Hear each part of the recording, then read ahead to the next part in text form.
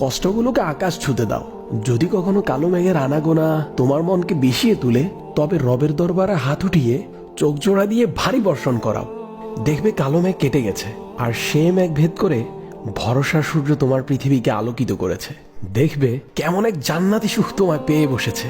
নিঃসন্দেহে তোমার কষ্টের কথাগুলো এমন কাউকে বলা উচিত, যে তোমায় কষ্ট দেওয়ার পরিবর্তে বুকে তুলে নিবে, যে তোমার ভারী বোঝা হালকা করে দিবে। এখন বলো তো আমায়, আল্লাহ ছাড়া এমন কে আছে যে তোমার কষ্টগুলো খুব ভালোভাবে বুঝবে? ওয়াল্লাহি, আল্লাহ ছাড়া আমাদের কষ্ট বুঝার কেউ নেই, সাহায্য করারও কেউ নেই। সবাই যা পারে তা হলো খুব করে কষ্ট দিতে, আর অনেক বেশি পরিমাণে যন্ত্রণা দিতে।